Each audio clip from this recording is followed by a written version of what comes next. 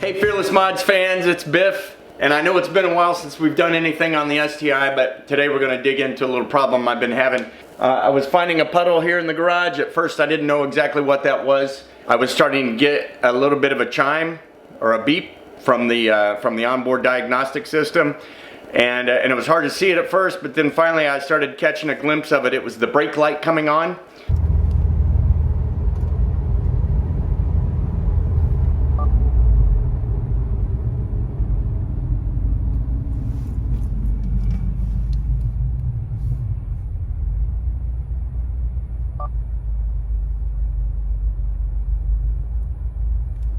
It was still pretty intermittent. So I checked the brake fluid, realized that it was a little bit low, topped it off, good to go. That must be what that puddle is on the floor that I keep getting. So I'm leaking some brake fluid from the front right, and I keep having to add fluid. I've done it about 3 times now. So we're gonna tear into this front right and find out why the brakes are leaking and fix that. Stay tuned. You heard the beeping, you saw the warnings, and you can kind of see here how low this ends up being when it's like that. I mean, it's down to that line. It's probably the minimum line would be my guess. So now it's time to just fill it back up again. At least there we are at that top line. That's more like how it should look. So that's quite a bit, about half of this jug, so it's got a pretty good leak in there. It's dripping a little faster than I'd like. Appears to be that right front, so I'll get under there and check it out.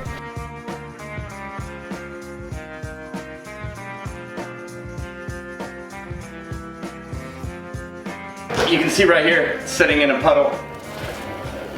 Get these boards out of the way and bring you in here, but yeah, we got brake fluid on here. And you can see kind of how big of a puddle it sits there and makes while it's resting. So we'll take a look at it. I think I can already see probably a little bit of wetness right here. Hopefully we just got a loose connection. It could be the hose. I don't see any wetness up there. So we'll get in here and take a look, maybe crank the wheel around. A little moisture on there maybe. What I don't like about that is a lot of times, so brake fluid eats paint, right? So if every time I'm sitting here in the garage, it looks like this, and then I start to drive, I'm slinging brake fluid around, and that could potentially get on paint and stuff and go ahead and eat the paint away. In here you can see where I've been slinging some of that paint. Luckily it's on the inner edge of the wheel, you know, the inside edge and not the outer edge, so it's not getting on the paint. Does not appear to be, but you can see there's evidence where it's been slung around there a little bit. I see some evidence of stuff on the paint right here. That could be a little brake fluid, because when you're turning it could be spraying it out this way a little bit, but most likely that's like tire black or something like that from dressing the wheels. Alright, that should give us a better look here. Yeah, we're nice and wet all over the inner edge of that caliper. So first thing I'm going to do is just clean it up and then try to tighten this bolt and see what that does for us.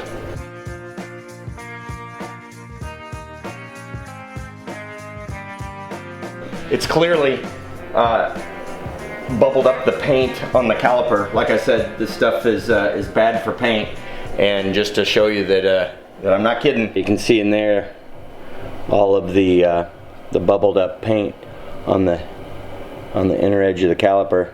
It's not flaking off right now, but it will over time. Thankfully it's on the inside, and the outside still looks good here. But I'll go ahead and get a wrench now and see how that bolt is. Alright, hopefully we got some movement here. It's pretty tight. I'm surprised that it, I mean, I am getting a little bit of a movement out of it here, so we'll see. So I was able to twist it maybe about 1/4 of a turn. So that could potentially have been it. I think on that one we'll have to just give it some time, clean up the floor, and see if it still has an issue.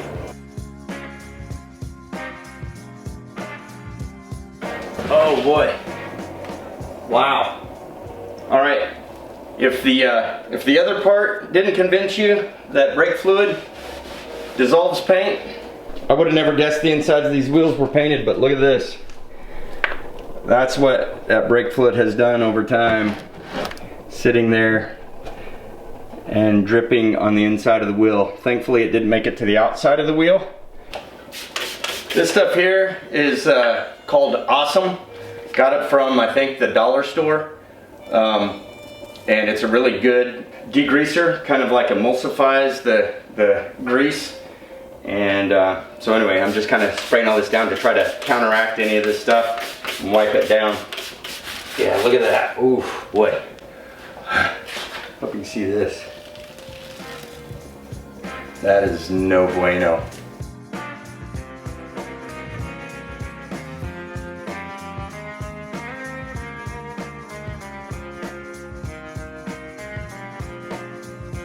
All right, you can see that stuff came off. Kind of like, it looks like duct tape. It's kind of rubbery.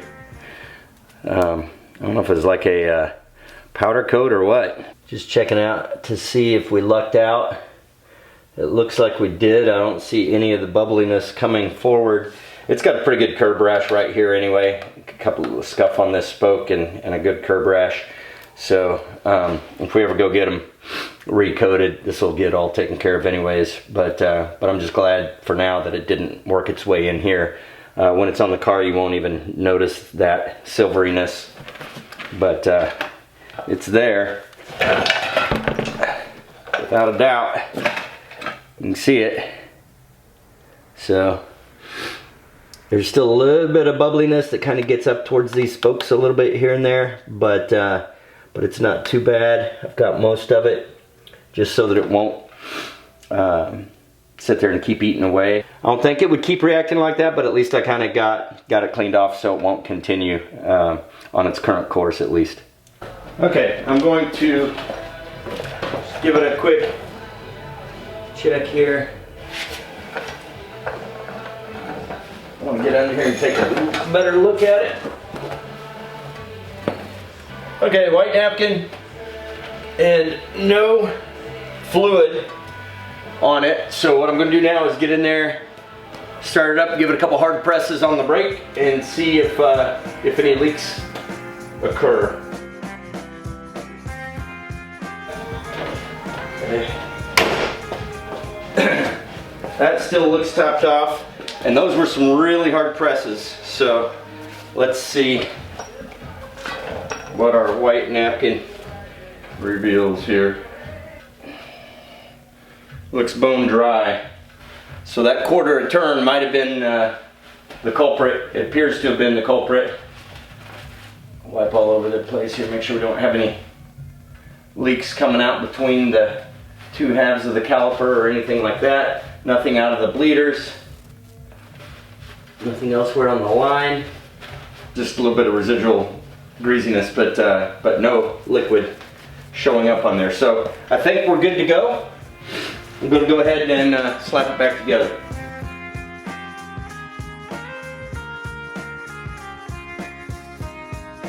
Alright, just some light taps on there. I always like to torque my wheels so I don't warp the disc brakes over time. And just to double check. Yeah, I can just a little bit more here. Now I can torque them after I put it on the ground.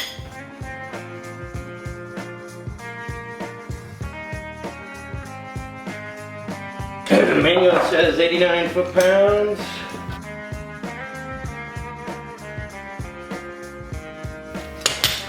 Alright, so as far as the brake leak goes, all we do now is wait and check. Hopefully it's good to go. Alright guys, hey, so it has been a while since we completed the paint job on this car. 3 months since I put out a video on the STi for you. So hopefully this little bit of a brake job got you up to date on that. But what you're really probably wanting to watch this for is to see what we did, what it took end to end to get this car from where it was looking like this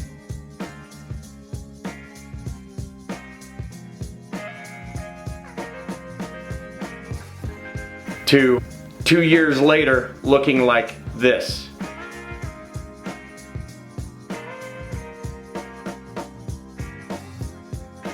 It's an amazing transformation. And as it is with all these, it doesn't come without blood, sweat, and tears, and a lot of cash. Let's go ahead and go for a little drive and talk you through what the numbers are.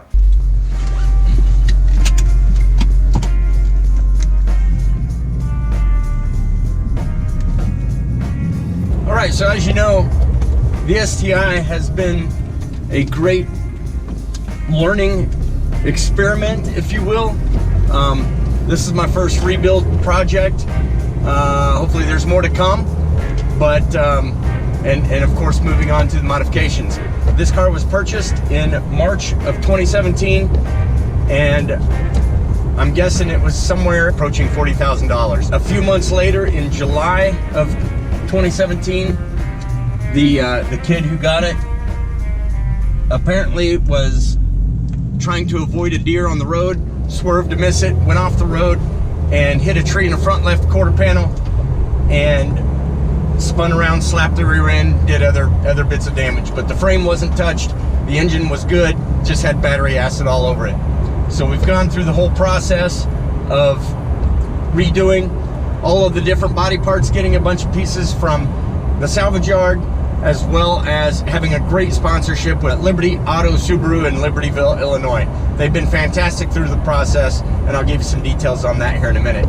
I bought the car off of Copart for $10,900. It was actually, when I first started looking, I had set myself a really low bar, hadn't done a whole lot of research on what these go for, and didn't end up getting it. The winning bid ended up getting it for $10,200, and I thought it was done. But lo and behold, about a week later, it pops back up on the auction block, and so therefore, I thought, well, let's go ahead and up some limits and see what we can do here. So I believe I upped my limit to $12,000 with Copart. My winning bid also on the subsequent auction ended up being $10,200. It was exactly the same. So I wasn't sure how that was going to play out. It obviously is pending the seller's agreement. He didn't get what he wanted out of it. He was trying to go much higher. I was trying to stay much lower. So we ended up being at about $10,900. Another $900 on top of that for all the Copart fees. So we come in at about a little bit over $11,700 roughly to have this vehicle purchased, and then it was just a matter of running up to Copart in New Jersey and picking it up and bringing it home. We got it home, got it started, and got it in the garage and began work. Car runs extremely well.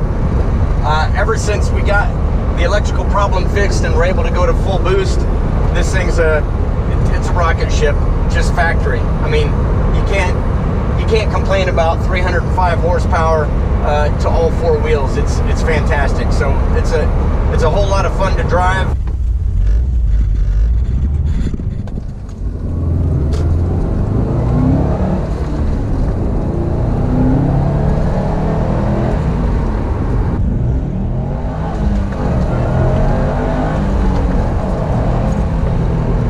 Let's talk about the sponsors. There were some really good sponsors that we had throughout this thing.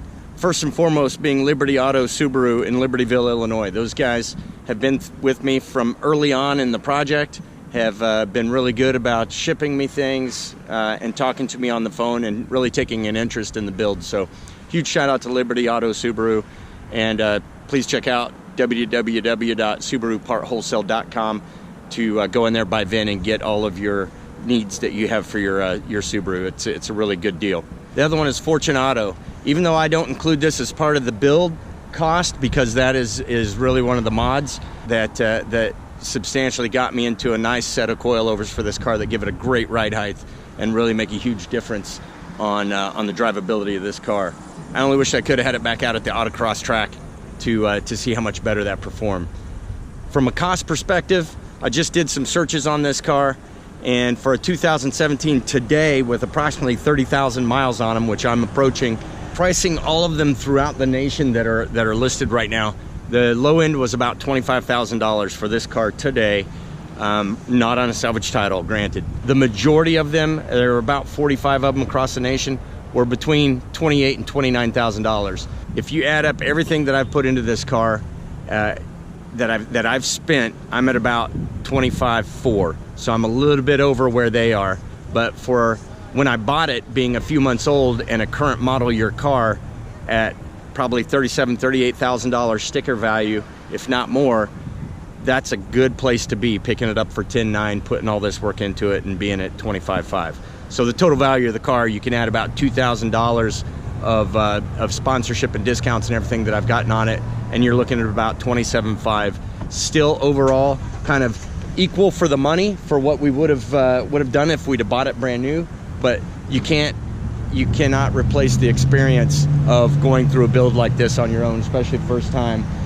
Learning how to do body work, learning how to paint, learning how to straighten metal, fix wires, drill and weld spot welds. It's been priceless. So for a first time car to cut my teeth on, this has been fantastic, and I couldn't be happier with the result.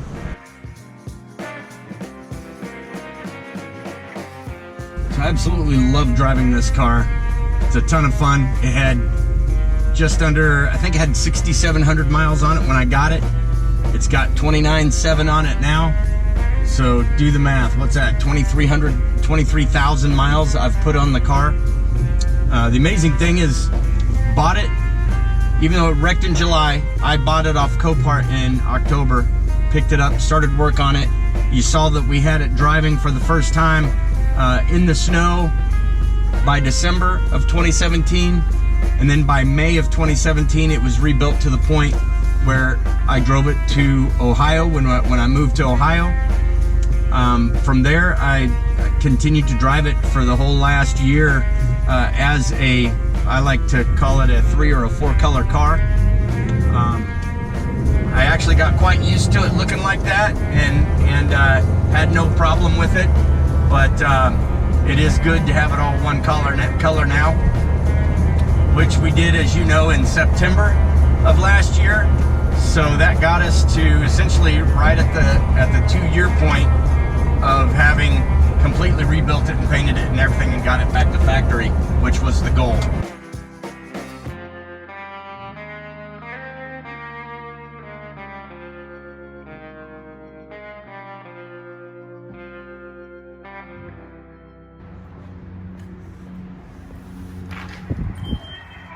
What's up, Nick? Shot.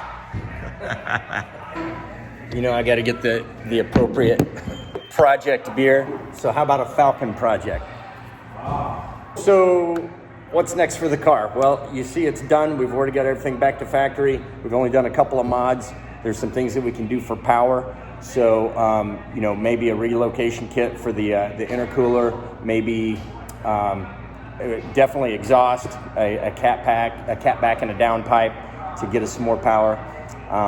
I don't know about a tune. We'll see. I really like doing the custom tune with the 240, but I don't know about going that much money into this one when we could just get a Cobb access port and do it the easy way.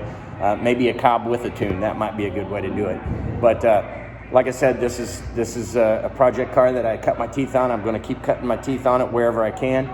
And ultimately, like I say, if I could ever find a good wrecked 911 or something like that and make that my ultimate project car, that's what this one was designed to do, was give me the confidence that I can go forth and do that. So hey, anyway, thanks for watching. Please remember to like and subscribe. If you like Fearless Mods, please give us a thumbs up, and we'll see you again real soon. Take care. Well done. Cheers. Think about that one for a second.